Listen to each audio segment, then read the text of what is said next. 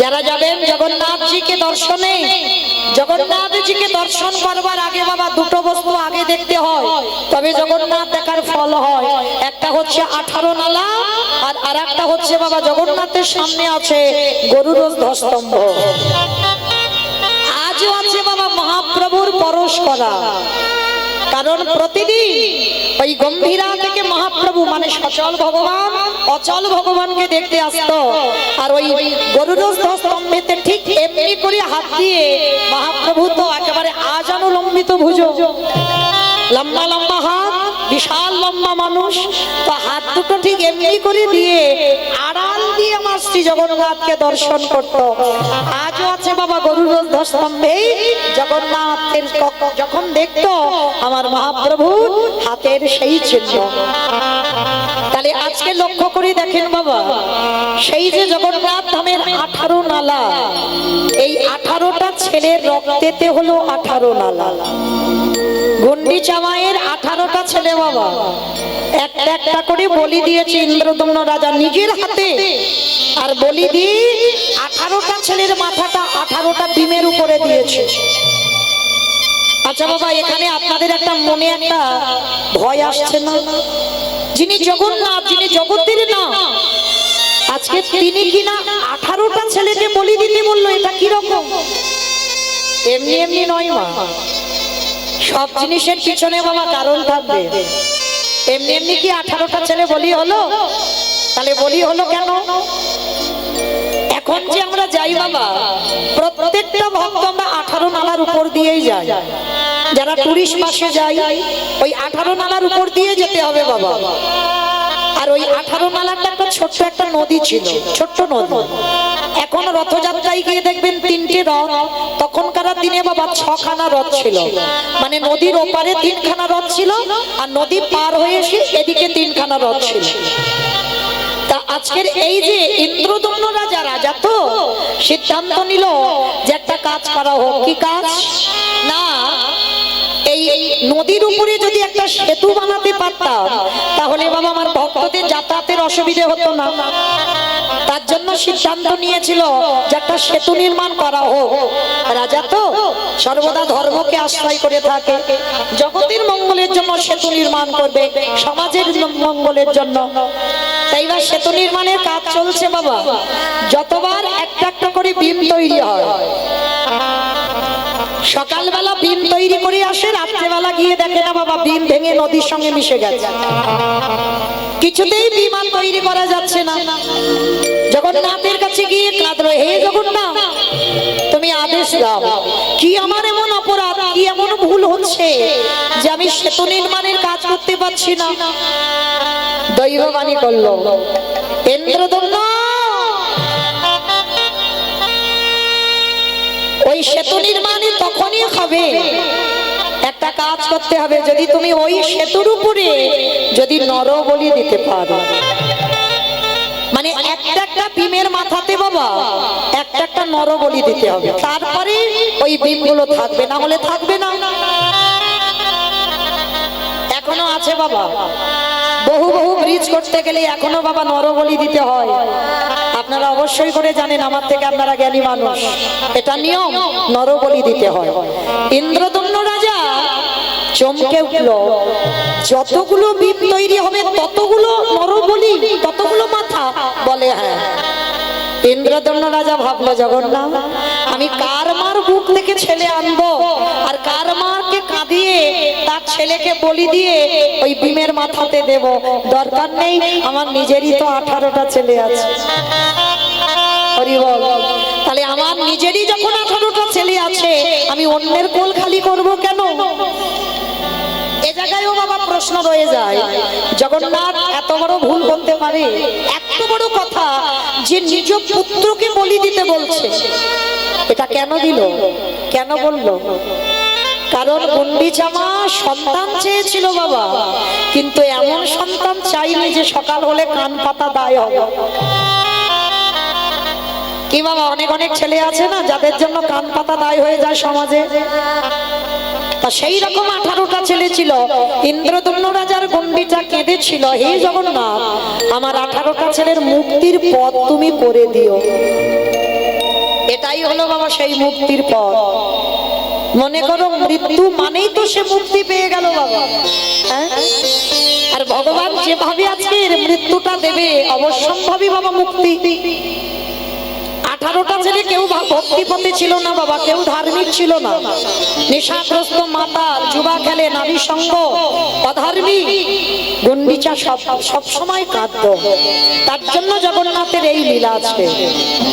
এইবার একটা একটা করে বাবা 17টা ছেলেকে বলি দিয়েছে ইন্দ্রদম্ন রাজা নিজের হাতে।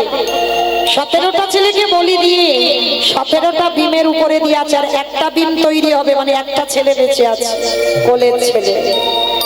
গুন্ডিচা মায়া মা ওই কোলের ছেলেটাকে জড়াইয়ে ধরে বলল, স্বামী গো,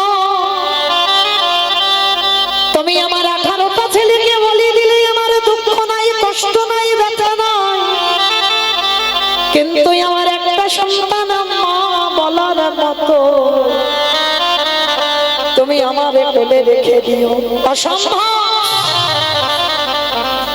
এই গুন্ডিচা বউ ছিল না মা, স্ত্রী ছিল না, সহধর্মিণী ছিল। গুন্ডিচা, তুমি আমার ধর্ম কাজে বাধা দিলে, তুমি বলছো তোমার ছেলেটাকে বাঁচিয়ে রাখবো, তার মানে তুমি তোমার ধর্ম কাজে বাধা দিচ্ছ। আর তুমি যখন আমার ধর্ম কাজে বাধা দিলে, আজকে থেকে আমি তোমাকে ত্যাগ করবো। আর যারা যাবেন পুরী ধামে দেখবেন মাসির বাড়ি, ইন্দ্রদম্ন রাজা নিজে খরচ করে গুন্ডিচার জন্য আলাদা ঘর বানিয়ে দিল। আজকে থেকে তোমার সঙ্গ ত্যাগ, তুমি আমার ধর্ম কাজে বাধা দিয়েছ।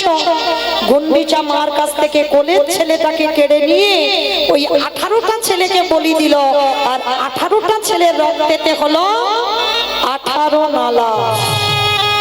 তাহলে বলি দিল কেন? আপনারা যখন যাবেন বাবা 18 নালার উপর দিয়ে যান। কি গো, জগন্নাথ মনে মনে ভাবলো, এই সাধু গুরু বৈষ্ণবে যখন 18 নালার উপরে দিয়ে কেটে যাবে, ওই একটা একটা বিমের মাথায় একটা একটা পুত্রের মাথা দেওয়া আছে।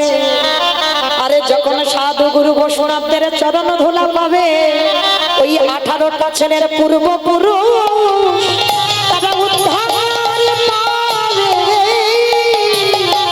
তাহলে আপনাদেরও চরণ ধরে বলে যাই মা, কর্ম এমন করবে যে কর্মের জন্য যেন বাবা আমাদের আর 80 লক্ষতে ফিরতে না হয়, যেন 80 লক্ষতে যেন ফিরতে না হয়। এবার যেন বাবা আমরা 4 লক্ষবার মানব যেন এবার যেন আমরা সামনের দিকে এগিয়ে যাই, আমাদের পিছনে যেতে না হয়। তাই গৌর প্রেমান হরি হরি হরি। ভগবানের লীলা বোঝা বড় ভার, কত সোজা নয়। রাধা গোবিন্দের কৃষ্ণ লীলা, রাধা গোবিন্দের প্রেম তত্ত্ব বুঝবার মতো এখন বোধবান তোমার হয়। ভক্তদের চরিত্র শুনতে শুনতে যেদিন তোমার হৃদয়টা পেকে যাবে, ভক্তদের চরিত্র শুনতে শুনতে যেদিন তোমার বিষয় বৈভব ত্যাগ হবে, ভক্তদের চরিত্র শুনতে শুনতে যেদিন তুমি কামনা বাসনা লোভ লালসা ত্যাগ করে দিতে পারবে, ভক্তদের চরিত্র শুনতে শুনতে যেদিন তোমার দুটো নয়ন হতে বাড়ি বিগলিত হবে, যেদিন তুমি মনে করবে ওই ভক্তদের অনুকরণে আমি চলবো, তার পরের দিন থেকে তুমি ভগবানের কৃষ্ণ নাম কৃষ্ণ লীলা শুনবার জন্য প্রস্তুতি নেবে। তাহলে 7 দিনের মধ্যে বাবা পরীক্ষিত রাজার চোখে জল আসতে টাইম লেগে গেল 5 দিন, বাকি ছিল 2 দিন। আর এই 2 দিন শুনিয়েছিল ভগবানের যত কৃষ্ণ লীলা। তাহলে আজকের আমরা সেই রকম একটা লীলা আস্বাদন করব বাবা, এই যে সদন কষাই। আচ্ছা আগে বলো তো মা, কষাই কাদের বলে?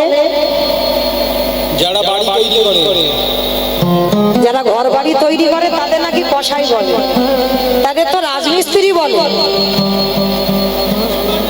হ্যাঁ, যারা মাংস কাটে, বা বুদ্ধি খুলেছে, যারা মাংস কাটে। কে মায়ের আপনারা কি বলেন? যারা মাংস কাটে তাদের তো কষাই বলে। প্রতিদিন যারা মাংসের দোকানে কত মুরগি কেটে দিচ্ছে তাদেরকে কষাই বলে। তো আজকের আমার আস্বাদন হবে লীলা সদন কষাই। কষাই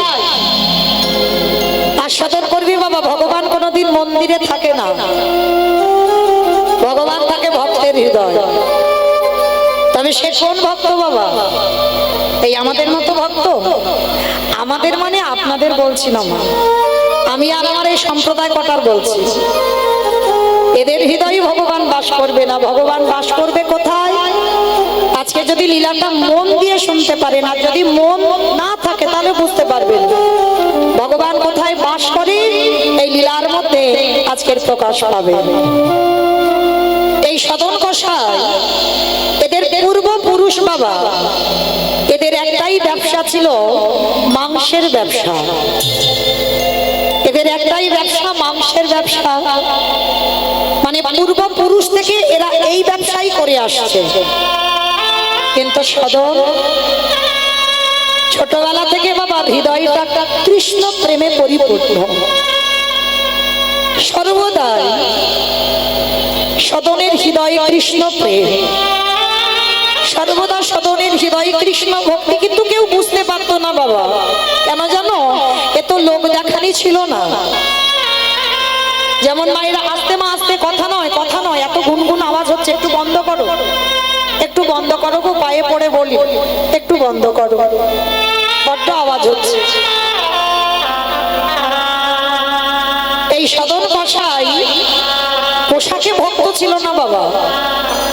এখন সমস্ত বাবা পোশাক দেখে চেনে। কি বাবা ভুল বললাম? দাদার সঙ্গে তিলক সেবা করা থাকবে, এই আমার মতো মোটা তুলসীর মালা গলায় থাকবে, গেরুয়া বসন থাকবে, প্রসাদ ভুজি হব শিখা থাকবে, তারপরে বুঝবো যে ভক্ত, না হলে ভক্ত নয়। আপনারা কি বলেন বাবা? নিজেদের বিবেক দিয়ে হৃদয়ঙ্গ করে বলেন, ভক্ত কি এইগুলো দেখলে চেনা যায়? বৈষ্ণব এইগুলো দেখলে চেনা যায়?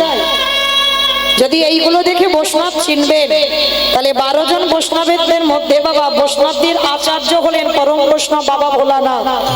ভোলানাথের না আছে গলায় তুলসীর মালা, না আছে দাদার সঙ্গে তিলক সেবা, কি বাবা গেরুয়া বসন, এগুলো তো কিছুই নেই।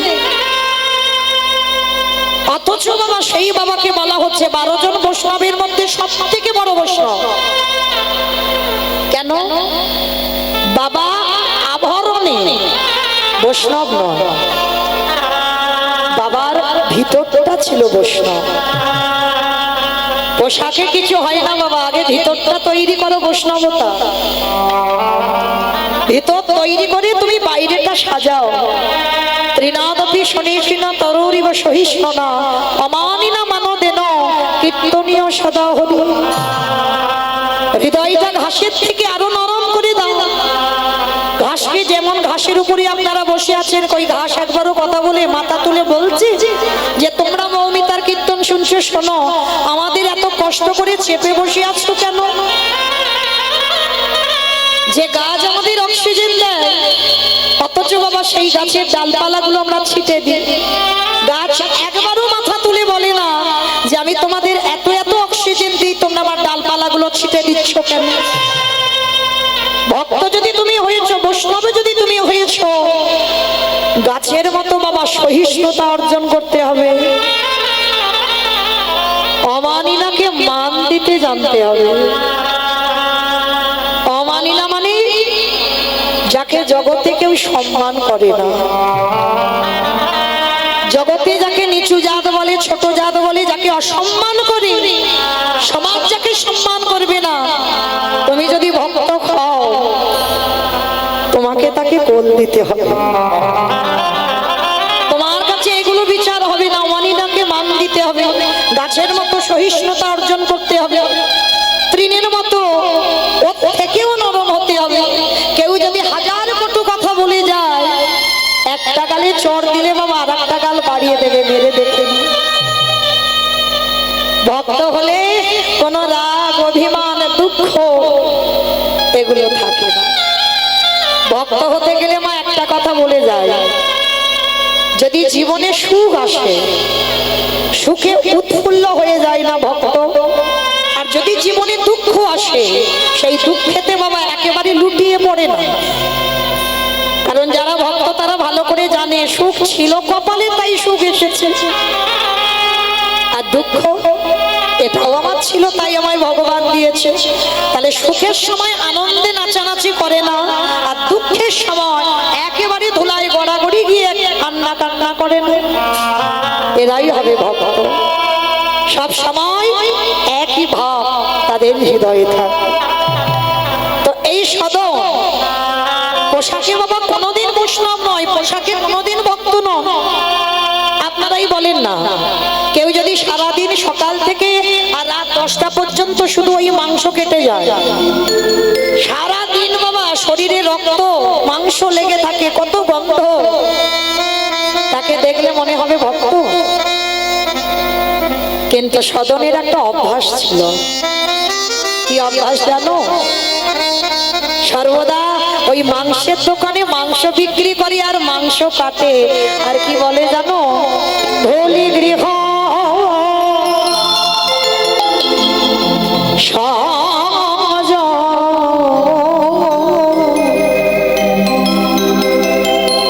এই গানের ভাষাগুলো একটু মন দিয়ে শুনবেন বাবা। সবে সপেছি তো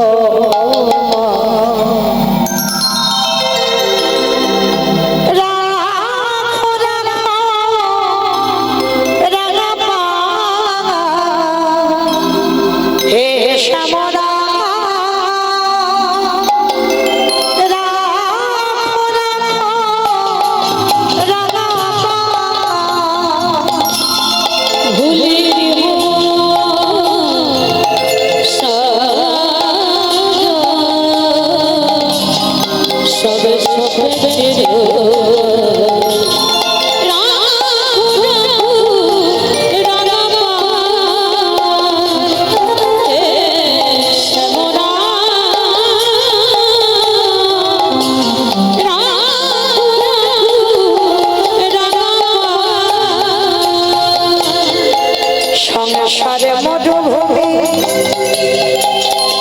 নাহি তোর ছায়া, রাম নীল দশা আনবে ভয়া।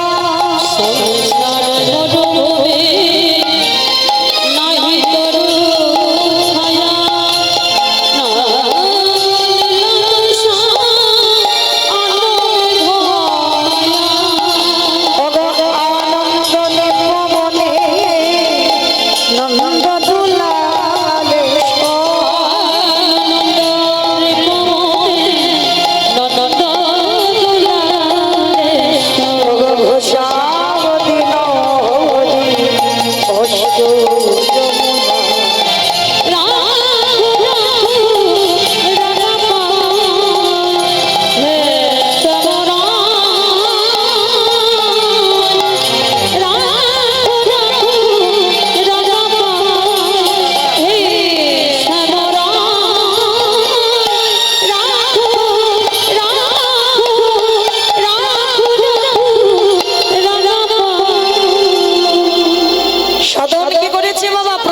সকালবেলা মাংসের দোকানে চলে যায়, মাংস কাটে, মাংস বিক্রি করে। তো আজকে হঠাৎ রাস্তা দিয়ে যেতে যেতে আমাইরা রাস্তায় না একটা পাথর কুড়িয়ে পেয়েছে। একটা পাথর কুড়িয়ে পেয়েছে, কিন্তু পাথরটা বাবা মজার পাথর। কিরকম মজার পাথর? না, এই পাথরটা যদি মাংসের দোকানে কেউ 1 কিলো মাংস কিনতে আসে বাবা, পাথরটা 1 কিলো ওজন হয়ে যায়। আবার কেউ যদি 5 কিলো মাংস চায়, ওই একটাই পাথর 5 কিলো হয়ে যায়। আবার যদি কেউ 2 কিলো চায়, পাথরটা 2 কিলো হয়ে যায়। তো সদন মনে মনে ভাবছে, বাহ, এত বড় আশ্চর্য পাথর, তাহলে তো আর আমার বাটখারার দরকার নেই। মানে আমার এই দোকানে একটা পাথর থাকলেই সব বাটখারার কাজ হয়ে যাবে। আচ্ছা মা, তোমাদের মালঞ্চ বাজারে যদি কোনো দোকানে এইরকম একটা বাটখারা পায় কেউ, তা সেই দোকানে একটা ভিড় হবে না বাবা? মানে একটা পাথর সব রকম, 5 কিলো, 2 কিলো, 1 কিলো, 50, মানে যখন যা বলবে ওই পাথরটা তাই হয়ে যাবে। মনে আনন্দ, সদন মনে মনে ভাবছে, যাক, অত অভিজ্ঞতা নেই তো। হরি বল। ভক্ত কেমন হয় দেখো। আমরা কত ভালোভাবে ভগবানের সেবা দিই, কুল কিনারা পাই না। ভগবানের কত মন্ত্র দিয়ে ডাকি, কুল কিনারা পাই না। আর সদনের চরিত্রটা একবার শুনে দেখবে, ভক্ত হতে গেলে তার স্বভাব কেমন হওয়া উচিত। এইবার নুড়ি পাথরটা ওই দোকানের পাল্লার উপরে বাটখারা হিসাবে রেখেছে। প্রতিদিন সকাল সকাল ওই মাংসের দোকানে ভিড় হয়।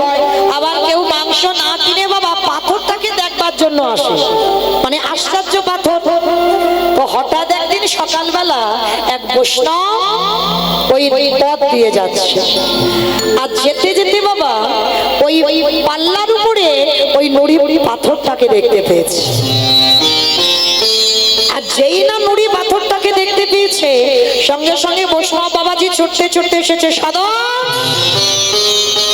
এই ছেলে, হাই হাই হাই হাই হাই গো, তুই কি করেছিস? বলে কেন বৈষ্ণব ঠাকুর, আমি কি করবো? আরে আজকে তুই তোর এই মাংসের দোকানে এই পাথরটা পেলি কোথায়? কেন বাবাজি, আমি রাস্তায় আসছিলাম, আর আস্তে আস্তে ওই পাথরটা আমার পায়ে পড়েছিল, আর পায়ে পড়তে ওই নুড়ি পাথরটা কুড়ি আমার দোকানে পাটখারা করেছে। কিন্তু জানো এর একটা আশ্চর্য আছে, কখন 5 কিলো হয়, কখন 2 কিলো হয়, কখন 150, মানে যখন যেটা বলি পাথর সেটাই হয়ে যায়। বৈষ্ণব ঠাকুর বললেন, ওরে তুই বড় পাপ করে ফেলেছিস, তুই বড় অপরাধ করে ফেলেছিস। বলে কেন? বলে এটা সাধারণ কোনো নুড়ি পাথর নয়, এটা হলো শালগ্রাম শিলা। বৈষ্ণব ঠাকুর চিনতে পেরেছে ওটা শালগ্রাম শিলা। আর যেই না শালগ্রাম শিলা চিনতে পেরেছে, আর সদনকে যেই না বলেছে, সদন শোনা মাত্র চমকে উঠে, বাবা ঠাকুর আপনি এটা কি বলছেন? এটা শালগ্রাম শিলা? হ্যাঁ রে, আমি কি মিথ্যা বলছি? ও মায়েরা, ভগবান চিনবে কি করে আর ভক্ত চিনবে কি করে? ভক্ত পোশাকে নয়, ভক্ত চিনতে গেলে ভক্তের নয়নের দিকে তাকাতে হবে বাবা। নয়নের দিকে তাকালেই বুঝতে পারবে বাবা, ভক্ত চেনা যাবে। যার একবার কৃষ্ণ নামে যার হৃদয়টা তুলে ওঠে, ভক্ত চিনবে নয়নে, আর ভগবান চিনবে চরণে। ভগবানের বাম চরণে আছে 8টা চিহ্ন, ডান চরণে আছে 11টা চিহ্ন। দুটো চরণে ভগবানের মোট 19টা চিহ্ন। তাহলে ভক্ত চিনতে গেলে চরণ, ভগবান চিনতে গেলে চরণ, আর ভক্ত চিনতে গেলে নয়ন। মনে রাখবেন বাবা। তা যেই না নুড়ি পাথরটা সদন বুঝতে পারলো এটা শালগ্রাম শিলা, সদন বলে উঠলো, বাবাজি আমি বড় পাপ করে ফেলেছি, আমি বড় অপরাধ করে ফেলেছি, কিন্তু আমি তো চিনতে পারিনি গো, আমি তো জানতে পারিনি গো, আমি তো জানি না যে ওটা শালগ্রাম শিলা বলে। নাও আজকে থেকে বাবা এই পাথর আমার দরকার নেই, নাও তুমি এই পাথরটা নিয়ে তোমার মন্দিরে গিয়ে তুমি ওর সেবা পূজা করো। কি বাবা ঠাকুর, কেউ জানতে পারলে কেউ দিয়ে দেয়? সদনের তো তেমন স্বভাব নয়, মানে কোনদিন যে ভগবান পাবো এই আশা সদনের জীবনেও ছিল না। তাই তো নুড়ি পাথরটা নিয়ে বাবাজির হাতে দিয়ে বলছে, যাও আজকে থেকে তুমি এই নুড়ি পাথরটা, শালগ্রাম শিলাটা তোমার আশ্রমে রেখে দাও। যেই না বলেছে শালগ্রাম শিলাটা রেখে দাও, বৈষ্ণব ওই রক্ত মাংস লেগে আছে।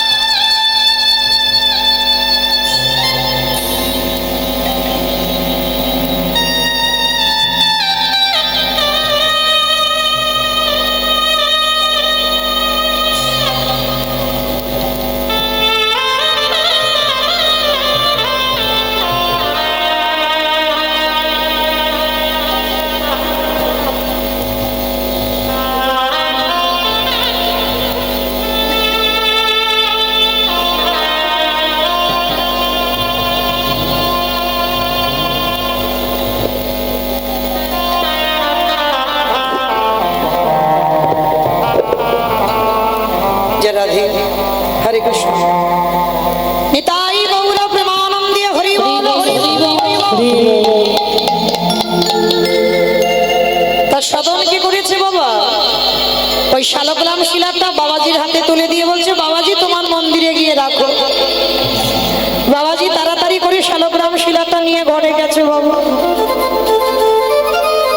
পঞ্চামৃত দিয়ে অভিষেক করিয়েছে শালগ্রাম শিলা। বাজার থেকে কত বাজার করে এনেছে, নিজের হাতে রন্ধন করেছে, দুপুরবেলা ভোগ লাগাবে। নিচে সিংহাসন কিনে এনেছে, সিংহাসনে শালগ্রাম শিলাকে বসাবে। সারাদিন ওই পাথরটা সেবা করতেই ব্যস্ত। রাতের অন্ধকারে বাবাজি শয়ন দিয়েছে শালগ্রাম শিলাকে। আর যখন শয়ন দিয়ে বাবাজি ঘরে গিয়ে ঘুমাচ্ছে, শালগ্রাম শিলা নারায়ণ দৈববাণী করলো, বৈষ্ণব বৈষ্ণব কে বলেছিল তোমায় এত ভালো করতে? কে বলেছিল এত ভালো করতে? আমি তো দিব্যি ছিলাম সদনের মাংসের দোকানে। আমি তো তোমাকে বলিনি ওর মাংসের দোকান থেকে এনে আমাকে পঞ্চামৃত দিয়ে অভিষেক করে আমাকে মন্দিরে প্রতিষ্ঠা করো, আমি কি বলেছি? আমি বলিনি তো। আমি সদনের কাছেই ভালো ছিলাম। তাই সকাল হবার আগে যদি আমার ভক্ত সদনের কাছে দিয়ে না আসিস, আমি কিন্তু রাত্রিবেলা এখান থেকে চলে যাব। না না প্রভু না, এটা কি বলছো? সদন একজন কসাই, সারাদিন ওর গায়ে রক্ত মাংস লেগে থাকে, আর তোমাকে জানো ওই মাংস হাত দিয়ে ধরে, রক্ত হাত দিয়ে ধরে। ওরে ওটাই তোমার সুখ। ভালো করে ভেবে দেখেন বাবা, ভগবান বলছে ওটাই আমার সুখ। বলে প্রভু কি করে ওখানে তুমি সুখে থাকো? বলে জানিস, যখন ওই পাল্লার উপরে একদিকে সদন আমাকে রাখে আর একদিকে মাংস চাপায়, আর যখন আমাকে ওই পাল্লার উপরে দেয় আর পাল্লাটা একটু দোলনার মতো দোল খায়, আর সদন গুনগুন করে গান গায়, ওইটা যে আমার বড় শুনতে ভালো লাগে। আর ওইটা শুনবার জন্য আমি সদনের মাংসের দোকানেই বসে থাকি। চমকে উঠলো বাবাজি, এটা কি বলছো প্রভু? আস্তে আস্তে আস্তে আস্তে ঝগড়া পড়ে পড়ো আস্তে। বাবাজি বলে উঠলো, ধন্য ধন্য দয়াময়, তোমাকে এত যত্ন করে আমি তোমাকে এখানে বেঁধে রাখতে পারলাম না। আজকে তুমি সদনের ওই কষাই ওই মাংসের দোকানে থাকতে চাও? ঠিক আছে, তুমি যখন বলছো আমি কথা দিলাম, আমি কথা দিলাম, সকাল হতে হতে আমি তোমাকে সদনের ওই মাংসের দোকানে রেখে আসবো। ভক্ত বাৎসল্য ভগবান দৈব বাণী করে চলে গেলেন। সকাল না হতে হতে ওই বৈষ্ণব ঠাকুর শালগ্রাম শিলাটা নামাবলী দিয়ে জড়িয়ে নিয়েছে। নামাবলী জড়িয়ে নিয়ে ততক্ষণে মাংসের দোকান খুলে দিয়েছে। আর যখনই মাংসের দোকান খুলে দিয়েছে, ওই বাবাজি শালগ্রাম শিলাটা বুকে ধরে সদনের দোকানে এসে সদনের চরণে লুটিয়ে পড়েছে। তাই গৌর প্রেমানন্দে হরি বল। সদনের চরণে লুটিয়ে পড়ে বললেন, ধন্য সদন তুই ধন্য, কারণ এত যত্ন করি আমি আমার ভগবানকে ধরে রাখতে পারলাম না। এত আদর যত্ন করে এত ভালো ভালো নিজের হাতে খাবার খাইয়ে আমি ধরে রাখতে পারলাম না। আর আজকে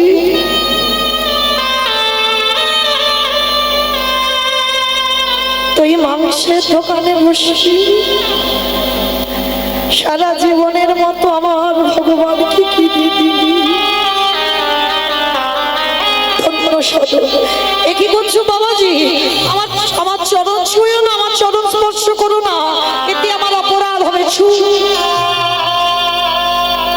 এতদিন আমি মন্ত্রে তন্ত্রে দেখে পাইনি, আজকে থেকে আমি তোর চরণ সেবা করব। আমার ভগবান সিংহাসন ছেড়ে তোর মাংসের দোকানে থাকবে বলেছে। শালগ্রাম শিলাটা নিয়ে সদনের হাতে মাংস রক্ত লেগে আছে।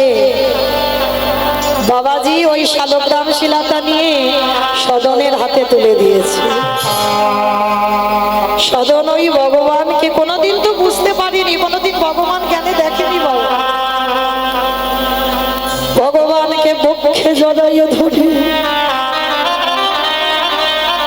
সদন কাঁদে আর বলে, হে দয়া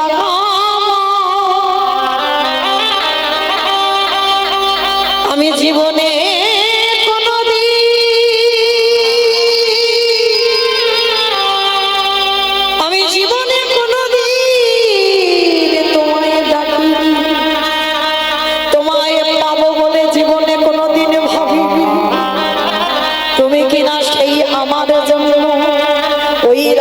সিংহাসনে ত্যাগ করি আমার মাংসের দোকানে ছুটে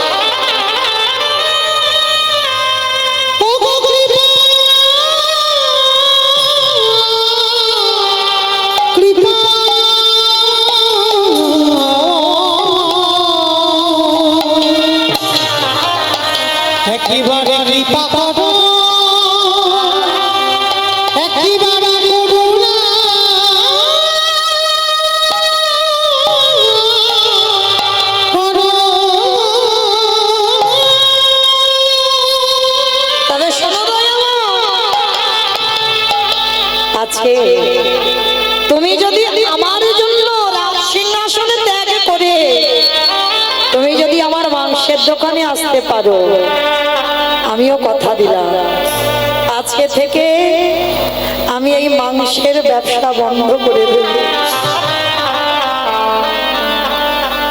আজকে থেকে আমি কথা দিলাম, আজ থেকে আমি প্রতিজ্ঞা করব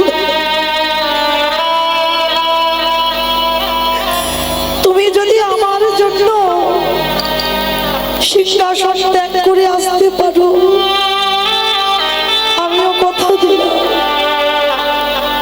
আজকে থেকে আমার এই পূর্বপুরুষের ব্যবসা, এই মাংসের ব্যবসা আমি আর করব না। শালগ্রাম শিলাটাকে বুকে নিয়ে কাঁদে আর বলে, হে দয়াময়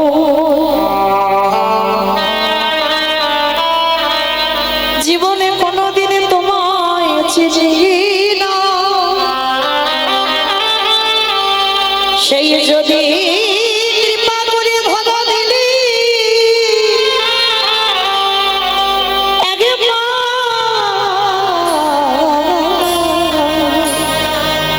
একবার তোমার চরণ তলে আমার আশা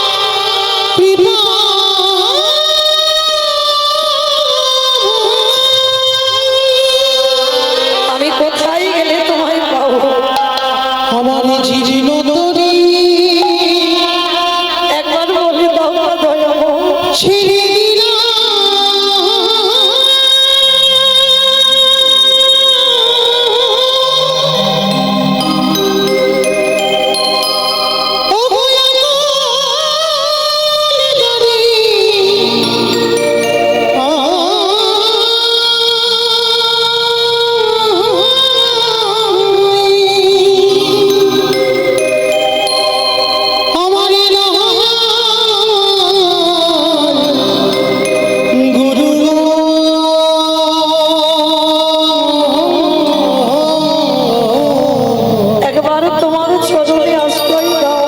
তুমি ছাইয়া দিও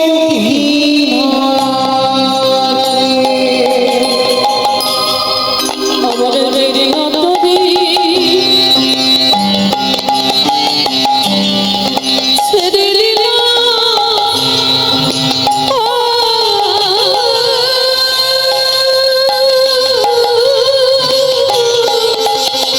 আমি যে বড় পাপী গো দয়াময়।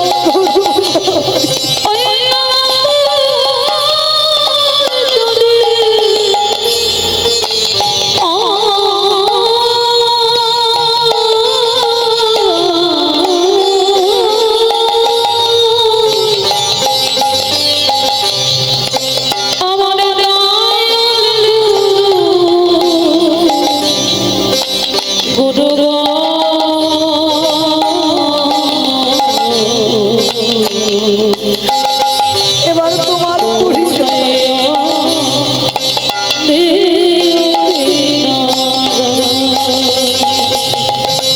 দয়ালে তুমি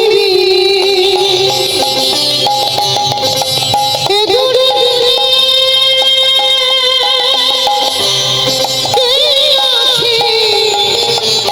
ধরা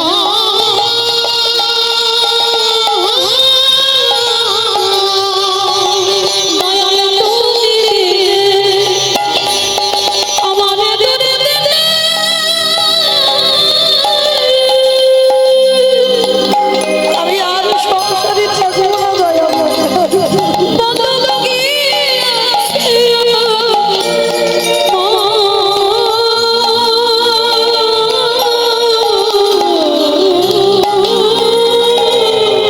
আমার পাওয়া যায় না।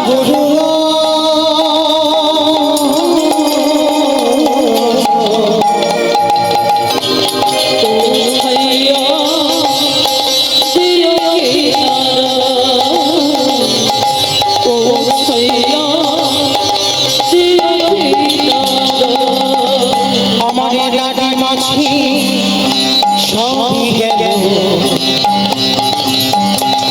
একা মাত্র আমি তবু তোমার কৃপা বলে দয়া আশায় বসে আছি।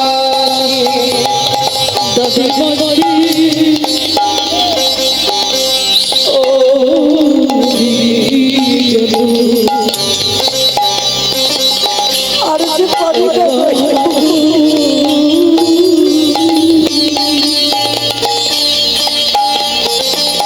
তবু তোমার কৃপা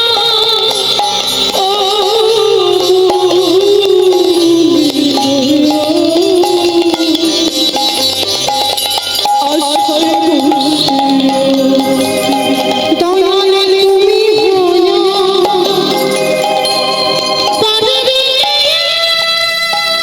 এটাই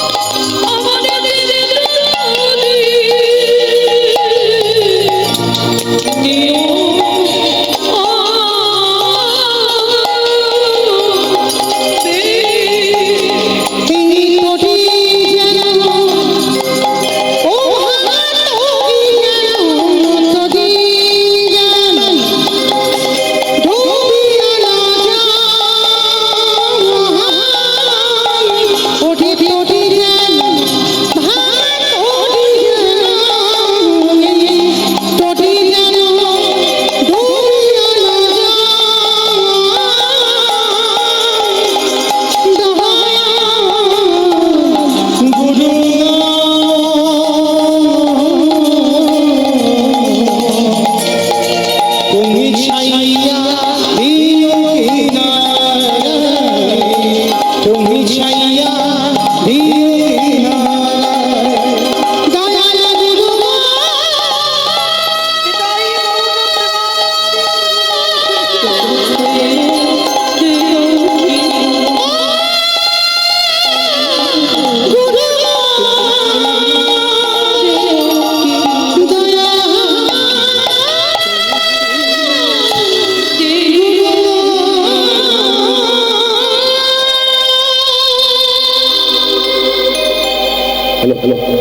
হরে কৃষ্ণ।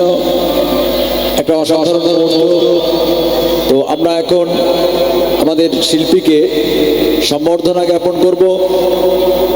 শিল্পীকে সম্বর্ধনা জ্ঞাপন করবেন মালঞ্চ হরিনাম সেবা সমিতির মহিলা কমিটির সদস্যা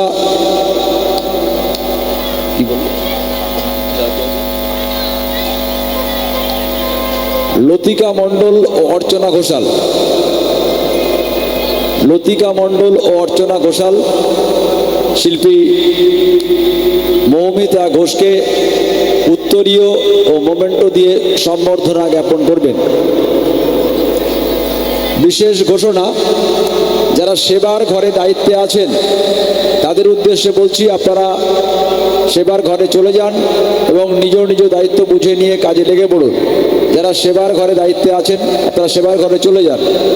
সমস্ত ভক্তমণ্ডলীর উদ্দেশ্যে আমাদের ঘোষণা, আপনাদের জন্য সেবার ব্যবস্থা আছে, আপনারা প্রত্যেকেই সেবা পাবেন। এখানে কেউ সেবা না করে যাবেন না। আর যারা সেবার ঘরে দায়িত্বে আছেন আপনারা ওখানে চলে যান। ঘোষণাটি শেষ হলো। এখন কীর্তনিয়া মৌমিতা ঘোষকে উত্তরীয় ও মোমেন্টো দিয়ে সম্বর্ধনা জ্ঞাপন করছেন আমাদের এই মহিলা কমিটির সদস্যা লতিকা মণ্ডল ও অর্চনা ঘোষাল। তাড়াতাড়ি।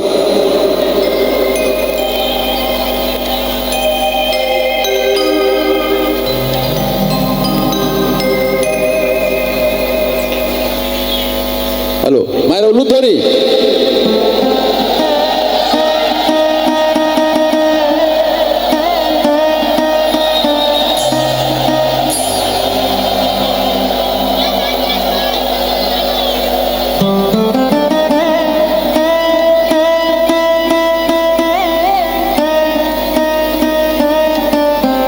নিতাই গৌর কৃষ্ণ প্রেমানন্দে হরি হরি বল, হরি বল। যারা সেবার ঘরে দায়িত্বে আছেন আপনারা ওখানে চলে যান।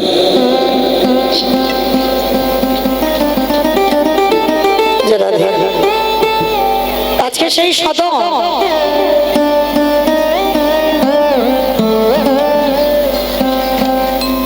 মনে মনে চিন্তা করলো যে আজকের যে আমার জন্য সিংহাসন ত্যাগ করলো, আমিও তার জন্য সমস্ত কিছু ত্যাগ করে দিয়ে, তখনকার দিনে বাবা সবাই চার ধামের মধ্যে এক ধাম জগন্নাথ ধাম, শ্রীক্ষেত্র লীলাচলে সবাই ভক্তরা যাচ্ছে।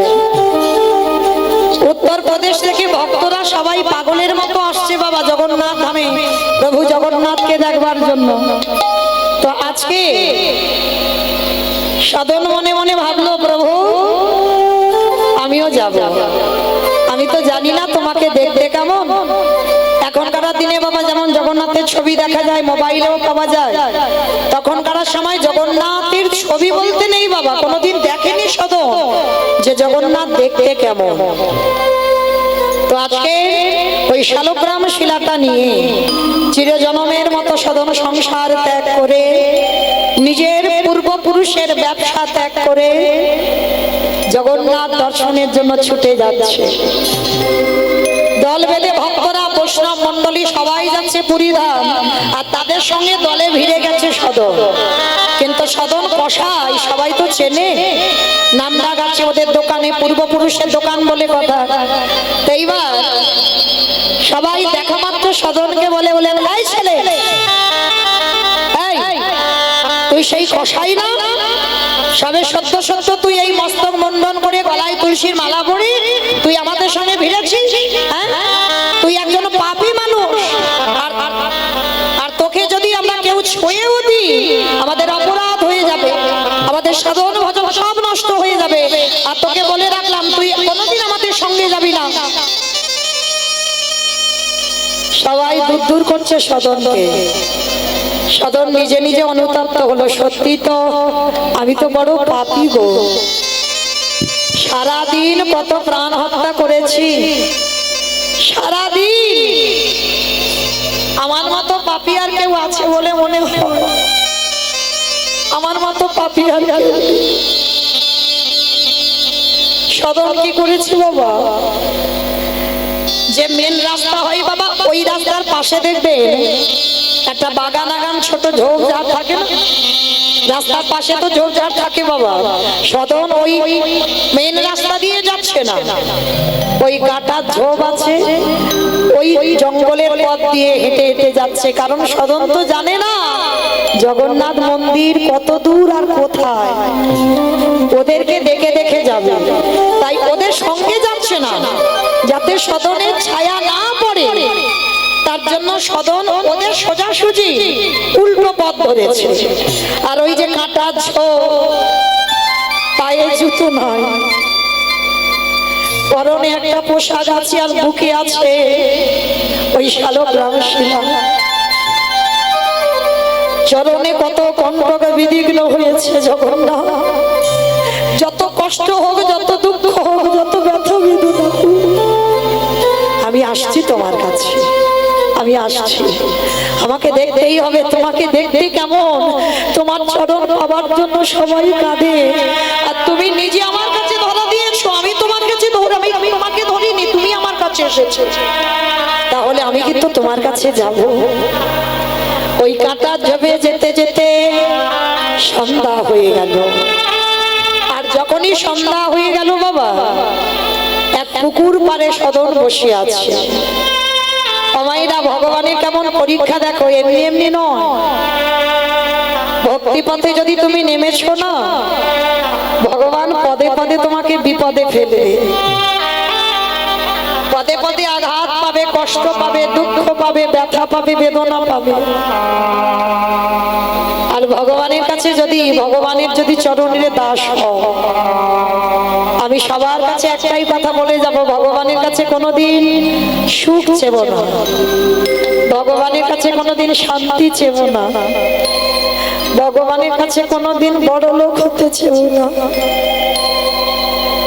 মৃত্যুর আগের দিন পর্যন্ত যদি কিছু চাইতে হয়,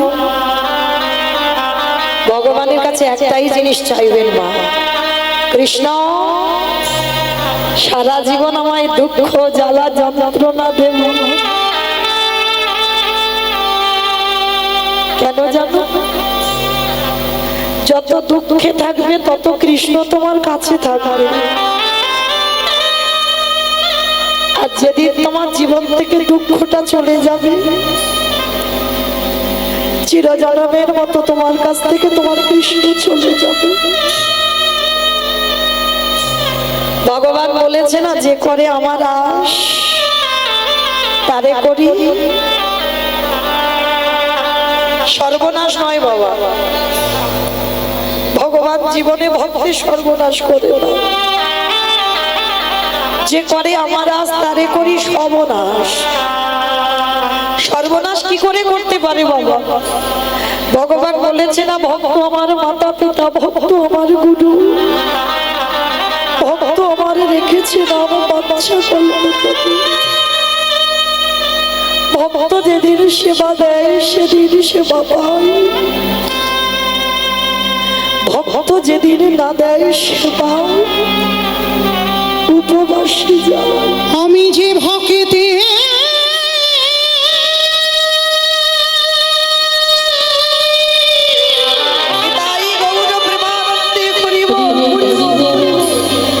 আমি যে ভক্ত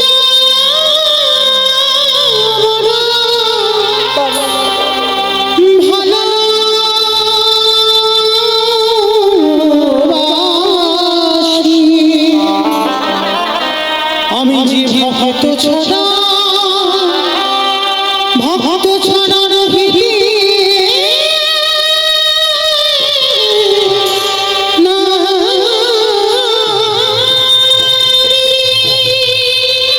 তাহলে ভগবান ভক্তির জীবনে সর্বনাশ করে না, সব নাশ করে। কি নাশের কথা বলেছে ভগবান? আত্মীয় পরিজন, বন্ধু বান্ধব, জায়গা জমি, গাড়ি বাড়ি, যত সম্পত্তি ভগবান একে একে নাশ করে নেয়। তারপরেও যদি তুমি আমার গোবিন্দ চরণ না ছাড়ো, তারপরে ভগবান বললেন আমি হয়ে যাই সেই দাসে অনুদাস। হরি বল। আজকে সদনকে কেমন ঘষে নিচ্ছে দেখো। এমনি এমনি ভগবান ধরা দেয়নি, কিন্তু ধরা দিয়েও ভগবান কেমন শাস্তিটা দেবে দেখো। পুকুর পাড়ে বসে আছি, সন্ধ্যা হয়ে আসছে। পুকুরের অপর দিকে এক নবসদ্য বিবাহিতা কন্যা কলসিটা কাকে জল আনতে এসেছে, খুব রূপবতী। পরবর্তী শিল্পী দেবনারায়ণ পাল ও তার সম্প্রদায় তৈরি থাকার জন্য বলা হচ্ছে, মন্দিরে চলে আসার জন্য বলা হচ্ছে, মন্দিরে। আর খুব রূপবতী, আর সেই রূপবতী ওই সদনকে দেখে বাবা ভালো লাগলো। আর সদনকে দেখে যখনই ভালো লেগে গেল না, সঙ্গে সঙ্গে সদন কি করেছে দেখো, সদন একটা সাদা পোশাক আছে, মস্তক মণ্ডল, ভেবেছে বাবাজি মানুষ।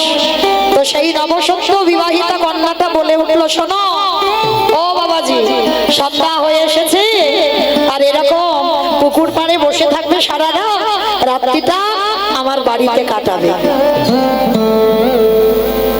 ওই নবসত্য বিবাহিতা কন্যাটার হৃদয়ে বাবা কাম লালসা জাগরিত হলো, সদনকে দর্শন করি ইচ্ছা জাগলো, একটা রাত ওই পুরুষটাকে যেন আমি আমার করে পাই। কিন্তু সদন বুঝতে পারলো না বাবা, সোজা সরল ছেলে তো, ওই সরলতা নিয়ে ওই নারীর ঘরে প্রবেশ করলো। আর নারীর ঘরে প্রবেশ করতে রাতের অন্ধকারে, যে ঘরে শয়নে গেছে সদন, আর শয়নে যেতেই বাবা রাতের অন্ধকারে ওই নারী এসে সদনকে প্রস্তাব দিল, বাবাজি ও বাবাজি, তোমাকে আমি এমনি এমনি এখানে আশ্রয় দিইনি, আজকের এই রাত্রিবেলা তুমি আমাকে গ্রহণ করো। আর যেই না বললো গ্রহণ করো, সঙ্গে সঙ্গে সদন চমকে উঠলো, না না, অসম্ভব, আমি যে আপনাকে মা বলে সম্বোধন করেছি, আর আমি যদি মা বলে সম্বোধন করি, অসম্ভব, আমি কোনো মতেই আমি আপনাকে গ্রহণ করতে পারি না। আর তাছাড়া আপনি বিবাহিত, আপনার স্বামী আছে। ওই নারী মনে মনে ভাবলো, তাহলে স্বামী আছে বলে তো সমস্যা, স্বামীটা যদি না থাকে তাহলে তো কোনো সমস্যাই থাকবে না। বাবা, এখনকার সমাজ যেমন তখনও ছিল সমাজ, তখনের থেকে এখন বেশি কঠিন। ওই নারী মনে মনে ভাবলো, স্বামী আছে বলে ওই পুরুষ আমাকে গ্রহণ করতে পারছে না, তাহলে যদি স্বামীটা যদি চির জনমের মতো বাবা ওকে বিদায় দিই, তাহলে তো আর আমাকে গ্রহণ করতে অসুবিধা হবে না। স্বামী রাতের অন্ধকারে ঘুমিয়ে আছে, ওই নারী গিয়ে কি করেছে জানো, ধারালো চকচকে অস্ত্রটা দিয়ে ওই ঘুমন্ত স্বামী ঘুমিয়ে আছে, আর নিজের হাতে ওই অস্ত্রটা দিয়ে স্বামীর মস্তকটা ছেদন করে দিল। আর যেই না স্বামীর মস্তকটা ছেদন করে দিয়ে সেই অস্ত্রটা রক্ত মাখানো অবস্থায় ওই নারী এনে দেখাচ্ছে, এই নাও বাবাজি, সমস্যা ছিল না যে আমার স্বামী ছিল বলে আপনি আমাকে গ্রহণ করতে পারবেন না, তাহলে স্বামীকে নিজের হাতে হত্যা করেছি, এবার আমাকে তো গ্রহণ করতে অসুবিধা হবে না। চমকে উঠল সদন, হে জগন্নাথ, এটা তুমি আমার কোন বিপদে ফেলে দিলে গো, আমি তো তোমার কাছে এটা চাইনি কোনোদিন, তুমি না চাইতে এটা কি করলে আমার সঙ্গে, কিন্তু অসম্ভব, আমি দিতে পারি না। কিন্তু বাবা সেই নারীকে গ্রহণ করলো না বলে প্রতিজ্ঞা করলো, সকাল হলে সবাইকে ডেকে ডেকে বলবো, তুমি আমাকে বাবার লালসায় তুমি নিজের হাতেই আমার স্বামীকে হত্যা করেছো। মিথ্যা বদনাম সদনের কাঁধে চাপিয়ে দিল। সকালবেলা সবাইকে ডেকে এক জায়গা করলো, বাবা এই নারীরা রাখলে রাখতে পারে, মারলে মারতে পারে, দেখেন কি করলো সদনের সঙ্গে। সকালবেলা বলল, শোনো, আজকে এই পুরুষ আমাকে গ্রহণ করবার জন্য রাতের অন্ধকারে আমার ঘরে থাকতে চাইলো, থাকতে দিলাম, আর নিজের হাতে আমার স্বামীকে হত্যা করলো। গ্রামের লোকজনেরা বিচার দিল, ও যে হাতে ওর স্বামীকে হত্যা করেছে তাহলে ওকে দণ্ড দিতে হবে। সদন বলে উঠল, দণ্ড দাও তাতে অসুবিধা নাই, কিন্তু মৃত্যু দণ্ড দিও না, কারণ মরার আগে আমি একবার জগন্নাথকে দেখতে চাই। বলে তাহলে একটা কাজ করো, ওর দুটো হাত কেটে নাও। হাত বাহির করে দিল, কেটে দিল সদনের দুটো হাত। সদন বলে উঠল, হে জগন্নাথ, শুনেছিলাম তোমারও নাকি হাত নেই, তাই মনে হয় তুমি কি তোমার মতো আমাকে করে নিচ্ছ। দুটো হাত কেটে দিল, আর সেইখান থেকে গন্ডি দিতে দিতে ওই পুরীধাম জগন্নাথজির কাছে গিয়ে দাঁড়ালো। আর জগন্নাথের কাছে গিয়ে যেই না দাঁড়িয়েছে, জগন্নাথের মনে আনন্দ। জগন্নাথ দৈববাণী করলো পূজারীদের, পূজারী আমার এক ভক্ত এসেছে, যাও অনেক কষ্ট করে এলো, ওকে পালকি করে আমার কাছে নিয়ে এসো। যখনই বললো পালকি করে নিয়ে এসো, পূজারীরা ছুটে গেল। আর ছুটে গিয়ে ওই সদনকে দর্শন করলো। সদনকে দর্শন করে বলে উঠলো, এ কি, এর গায়ে থেকে দুর্গন্ধ বার হচ্ছে, এইরকম দুটো হাত কাটা, একে কি করে আমার জগন্নাথ ভক্ত বলছে। ফিরে গেল, ভক্ত চিনতে পারলো না। জগন্নাথ বলে উঠলো, যাও ভক্ত চিনতে পারোনি তো, শুধু গিয়ে দেখবে ওই ভক্তটা শুধু আমার মতো। জগন্নাথের যেমন হাত নেই, সদনেরও হাত নেই। আর ওই জগন্নাথ বলে কাঁদতে কাঁদতে জগন্নাথের মতো রূপ হয়ে গেল। জগন্নাথ পালকিতে করে আজকের ভক্তের কাছে নিয়ে গেলেন। তাহলে এই জায়গাটাই তত্ত্বটা কি বোঝালো বাবা? ছেলে নোংরা মেখে আছে বলে বাবা সহজে কোলে নিতে পারছে না, মায়ের কাছে পরিষ্কার হতে হবে। মা পরিষ্কার করে দিলে তারপরে বাবা কোলে করে নিতে পারবে। তাহলে এখানে বাবা মাকে কোন জায়গায় বসানো হলো? মা হচ্ছে জগতের গুরুদেব, আরে বাবা হলো জগতের বিশ্বপিতা। ওই মা রূপী গুরুর কাছে আগে পরিষ্কার হতে হবে। আরে মা গুরু যদি তোমাকে পরিষ্কার করে দেয়, তারপরে তুমি বিশ্বরূপী পিতার কোলে উঠতে পারবে। ধরিব আগে মা রূপী গুরুর কাছে পরিষ্কার হও, আর মা পরিষ্কার করে দিলে তারপরে তুমি বিশ্বপিতা পিতারূপী ভগবানের কোলে উঠবার যোগ্যতা বা ক্ষমতা রাখবে। তাই তো চৈতন্য মহাপ্রভু ভাবলেন, আমি যদি সমাজে বাবার পরিচয় পরিচিত হই, বাবা নোংরা ধুলো বিচার করে, ছেলে নোংরা মেখে আছে বলে সহজে বুকে নিতে পারছে না, কিন্তু মা কিন্তু এই বিচারটা করে না। তাই চৈতন্য মহাপ্রভু সিদ্ধান্ত নিল, আমি কলিযুগে যাব মায়ের পরিচয়ে পরিচিত হয়ে। কেন? এই কলির নোংরা মাখানো জীব, এরা কামনা বাসনায় জর্জরিত হয়ে রইল, এরা কাম কাঞ্চনে জড়ায়ে রইল। এদেরকে উদ্ধার করবার জন্য আমার মায়ের পরিচয়ে পরিচিত হতে হবে। মা যেমন সন্তানের ধুলো বিচার করে না, মা যেমন সন্তানের নোংরা বিচার করে না, মা যেমন সহজে সন্তানকে বুকে জড়াইয়ে ধরতে পারে, আমার চৈতন্য মহাপ্রভু সিদ্ধান্ত নিল, আমি কলিযুগে মায়ের পরিচয়ে পরিচিত হব। আরে পরিচিত হয়ে কি করব জানো? এই কলির জীবীকে উদ্ধার করাইব।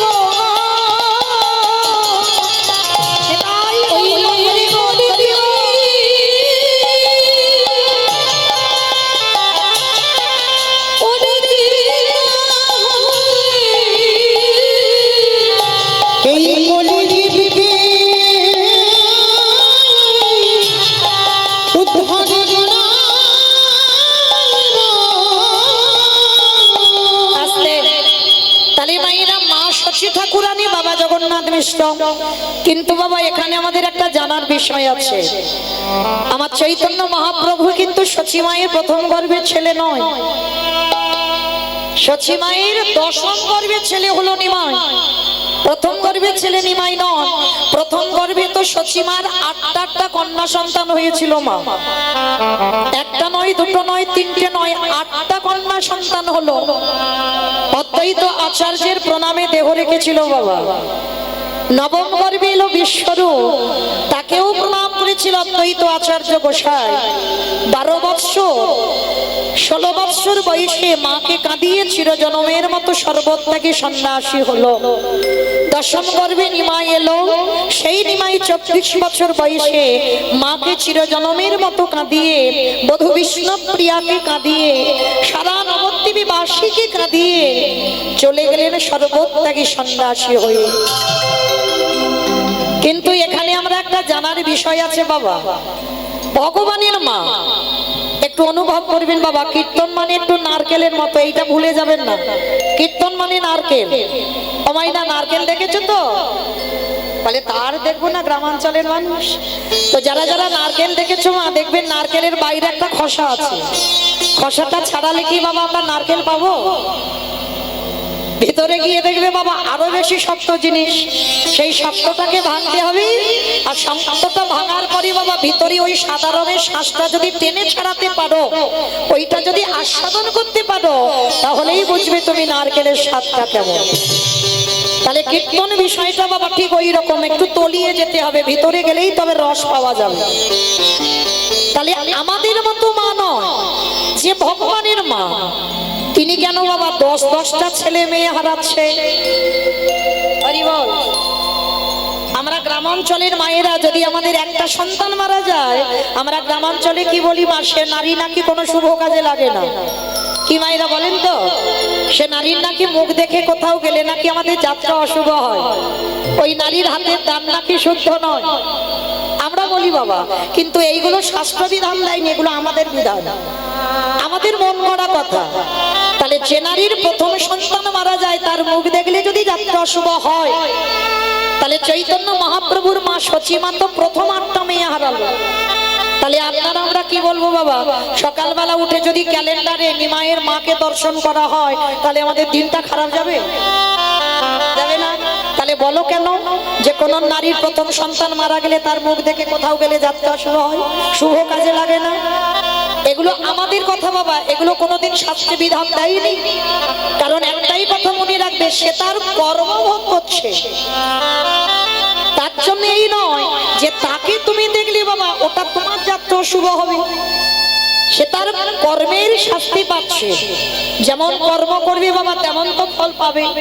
তাহলে এর জন্য এই বিধান নয় মা। তাহলে এই যে চৈতন্য মহাপ্রভুর মা সচিমায়ের 10-10টা ছেলে মেয়ে গেল কি করে?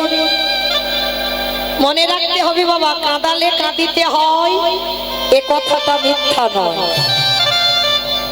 এই যে কথাটা বাবা সন্ধ্যাবেলা এই সময়টা মোটে ভালো নয়, কিন্তু সত্যি বলছি বাবা, এই সময়টা ভালো নয়। কেন?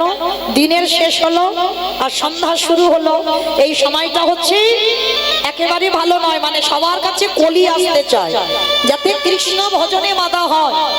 তাহলে যাতে আমাদের এই হরিবাসরের চারিদিকে কলি আসতে না পারে, তার জন্য বাবা একটু নিস্তব্ধ হয়ে শান্ত পরিবেশ তৈরি করে আমাদের কৃষ্ণ কথা হরি কথা শ্রবণ করতে হবে। কেন? যাতে আমাদের কলি প্রবেশ করতে না পারে।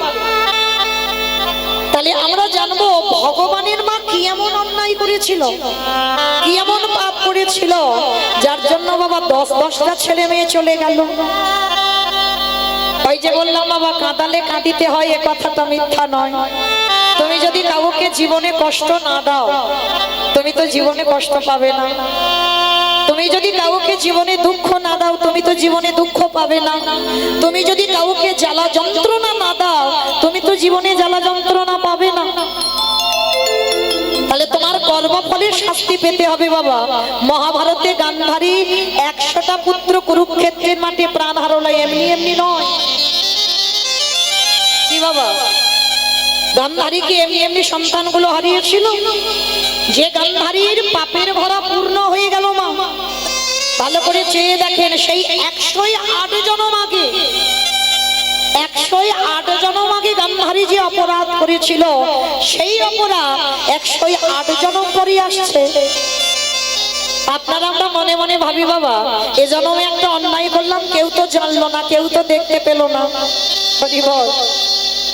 সবার চোখে ধুলো দিতে পারবে, কিন্তু যে ছেলেটা মন্দিরে বাঁশি বাজাচ্ছে পারবে গো? শুধু আসলে খাতা কলমে লিখে বাবা সময় মতো ঘরে পৌঁছে দেবে। তাই এমন কর্ম আমরা করব না যে কর্মের শাস্তি বাবা আমাদের ভোগ করতে হয়। 108 জনম আগে পাপ করেছিল। কি পাপ? ওই অন্ধ ধৃতরাষ্ট্র আর গান্ধারী বাবা স্বামী স্ত্রী শয়নে গেল।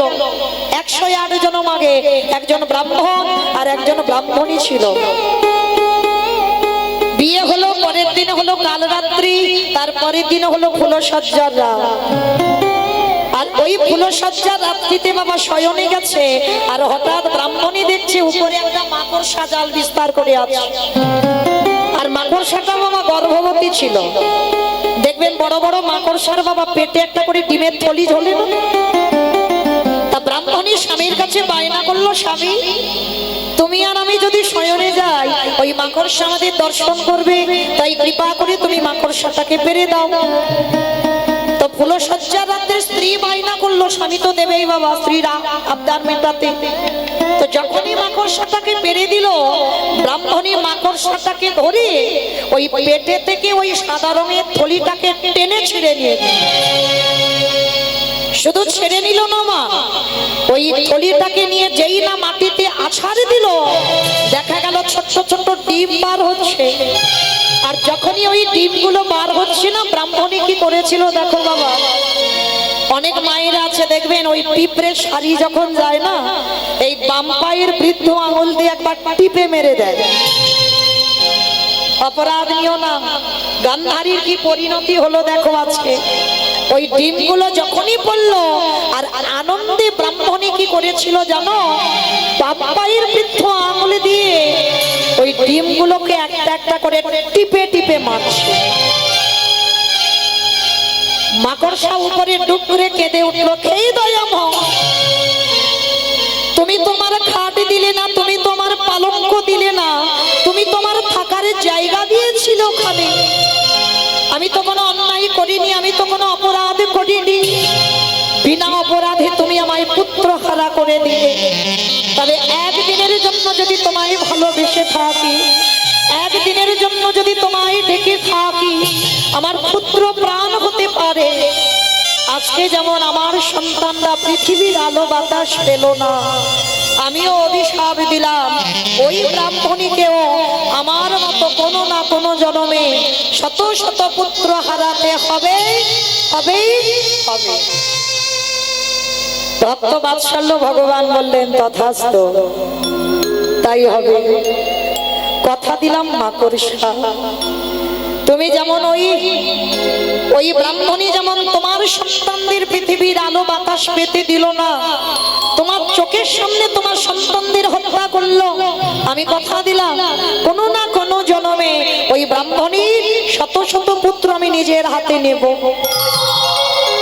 108 জন্ম আগে কারার অপরাধ ফিরে এলো, 108 জন্ম পর অন্ধ ধৃতরাষ্ট্র আর মাতা গান্ধারী কুরুক্ষেত্রের মাঠে 100টা পুত্র একটা একটা করে প্রাণ হরণ করলো ভগবান। কেন? ওই যে বাবা কাঁদালে কাঁদিতে হয়, এ কথাটা মিথ্যা নয়। ঠিক এইরকম চৈতন্য মহাপ্রভুর মা শচী ঠাকুরানী একটা নয়, দুটো নয়, তিনটে নয়, 10-10টা ছেলে মেয়ে হারালো। কেন? এই শচী মাতা কে ছিল? এই শচী মা কে ছিল জানতে গেলে বাবা একটু সবাইকে যেতে হবে ত্রেতা যুগ। আপনারা জানেন এই ত্রেতা যুগে রঘুপতি রামচন্দ্র গেল 14 বছর বনবাস। এই জায়গাটা বাবা খুব মন দিয়ে শ্রবণ করবেন। পিতৃসত্য পালনার্থে কইকেয়ী মার কথা রাখতে বনবাস। আচ্ছা বাবা আপনারা কি মনে করেন সত্যি কি আমার কইকেয়ী মার কথা রাখতে পিতৃসত্য পালনের জন্য রাম বনবাস? না, তাহলে কিসের জন্য বনবাস হলো রাম? কইকেয়ী মা একবারও কিন্তু বলেনি বাবা 13 বছর রাম বনে যা, একবারও বলেনি 12 বছর বনে যা, একবারও বললো না 15 বছর বনে যা। একটাই কথা বলেছিল, আমার রাম যেন 14 বছর বনে যায়। কেন? এই 14 বছরের উপরে চাপ দিয়ে কথাটা বলেছিল। কেন? 15 বলতে পারতো, 13 বলতে পারতো, 10 বলতে পারতো, 14 বছর বললো কেন? কারণ আছে বাবা, সবটার পিছনে কারণ যদি না থাকতো তাহলে রাম 14 বছর বনে যেত না। এই 14 বছরে কেন হলো জানো? রামের যখন রাজ্যাভিষেক হবে বাবা 12 বছর বয়স, ভালো করে মন দিয়ে শ্রবণ করবে। রাজ্যাভিষেক হবে 12 বছর বয়স, কিন্তু এই রামচন্দ্র আবির্ভূত হবার আগে যখন সূর্যবংশে কোনো পুত্র সন্তান ছিল না বাবা দশরথ নিঃসন্তান ছিল। আর দশরথের যখন কোনো সন্তান সন্ততি ছিল না, ওই সূর্যবংশে একটা অভিশাপ দেওয়া ছিল। কি অভিশাপ? না, এই সূর্যবংশে যদি কোনো পুত্র 25 বছরের আগে রাজ সিংহাসন পায়, তৎক্ষণাৎ নাকি তার অপঘাতে মৃত্যু হবে। 25 বছরের আগে যদি সিংহাসনে বসে, তৎক্ষণাৎ তার অপঘাতে মৃত্যু হবে।